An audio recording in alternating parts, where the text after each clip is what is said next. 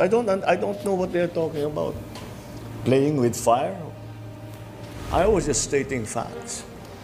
We do not want to go to war. Lie! Hindi po totoo yan. Kasi yung mga pinaggagawa mo, sumabak ka sa Amerika, pagbalik mo, dala-dala mo na ang kontrata ang dagdagan ang EDCA site sa Pilipinas.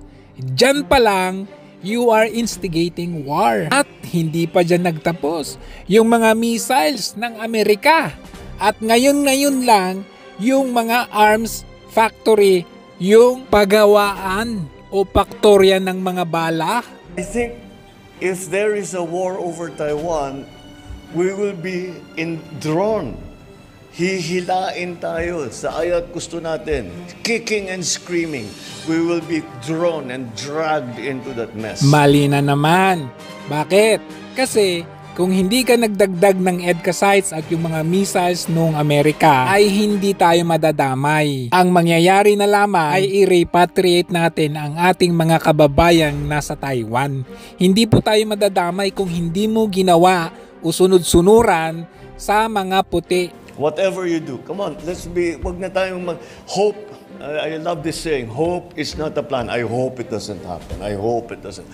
But if it does, we have to plan for it already. And that's what I was talking about. Plan?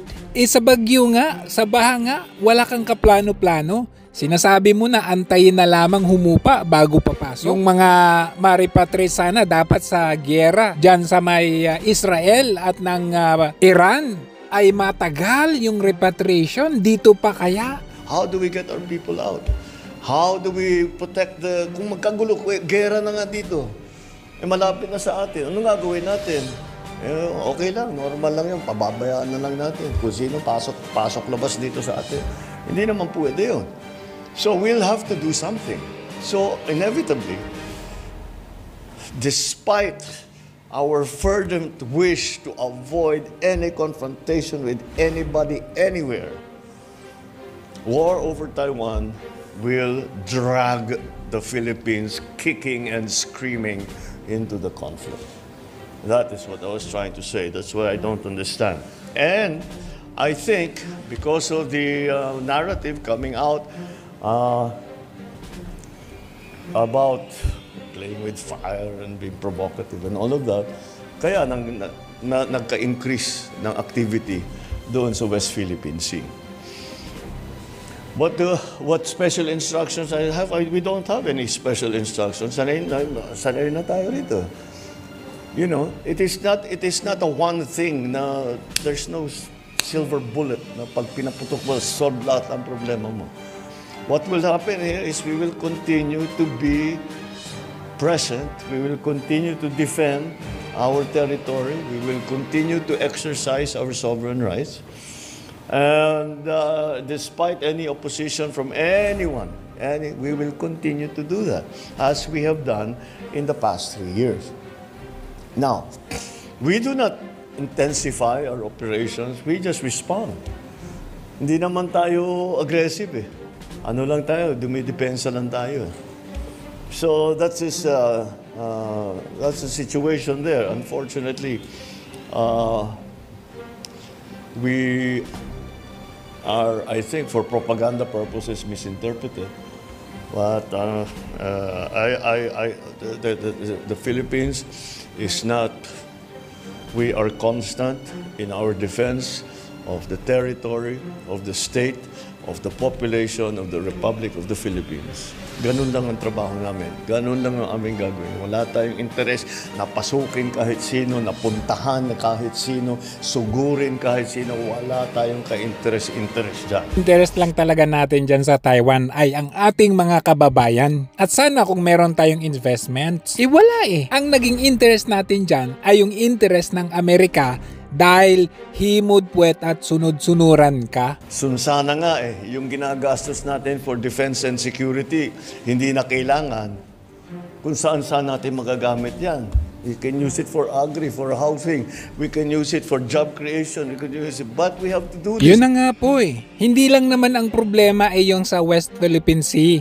Ang problema natin, pagkain, bahay, kalusugan, ang dami nating problema sa loob ng bansa. Pero anong pinaggagawa natin? Ginugugol natin ang lahat ng pera halos sa defense natin. Pero may corruption din naman. Because we're under threat. We are forced to do this. We do not want to do this. We are forced to do this. We are under threat dahil nakapwesto ang 9 na EDCA bases sa Pilipinas. At ito ay dahil partly sa'yo. At saka, alam mo na itong dalawang nag-uumpugang bansa na ito, sabi mo nga, pag bumahing lang sila, damay tayo. So anong ginawa mo? Namasyal ka sa Amerika, namasyal ka sa China, pero ang pinili mo, ang Amerika. Bakit? Dahil hindi we are forced to, kundi you are forced to. Bakit? Dahil may kapalit yung pagpayag mo sa EDCA.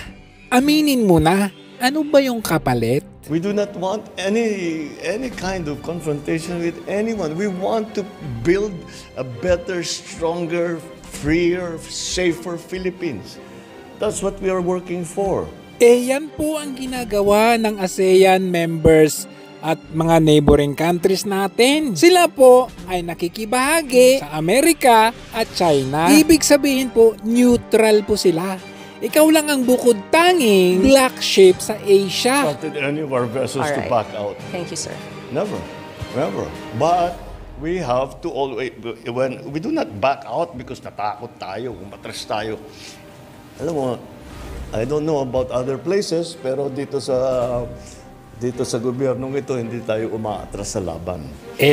Kahit hindi ka nga umatras sa laban talunan ka pa rin naman. Nawala yung alyansa. Pero anyway, yung sinasabi mo na lumalaban at hindi tayo magbaback down, wala nga tayong nagawa nung may naputulan ng daliri, nung pinagtataga yung boat natin, nung pinagraram at pinag-water cannon ang boat natin. Anong nagawa natin? Wala. Even yung boss mong Amerika, wala din silang nagawa. Sinong Pinoy na gusto magkagera? Sino? Kahit maghanap ka para sa akin, kahit isa. May nahanap ako. Ayun nasa harapan nyo, nagsasalita. Ang galing-galing magsalita. Siya lang naman talaga yung naging leader na walang pakialam sa bansa in the name of their family interest. Delikado na ang lagay ng bansa natin. Dalawang nag-uumpugang bansa ito. No, but at the same time, we have a duty to perform. And that is to defend the country. Wait, what? Defend the country? Isinuko mo nga ang soberanya natin. Isinuko mo yung sarili mong kababayan, kapwa Pilipino, sa hindi natin soberanya. Yung defend the country pa kaya? I'm a little bit perplexed why it would be characterized as such, as playing with fire. Kung hindi ka ba naman mangmang, hindi mo ba alam na meron silang pinagkasunduang One China policy, kung saan there is only one China and that includes Taiwan. Anong pinaggagawa mo? Nakikisali ka doon sa ginagawa ng Amerika at ng Taiwan, hindi nga tayo in the interest of that. Yung paglagay mo ng EDCA, kung naiintindihan mo, yan po ay naglalagay po sa sinasabi nila, you are playing with fire kasi ginagamit ang bansang Pilipinas na kasangkapan.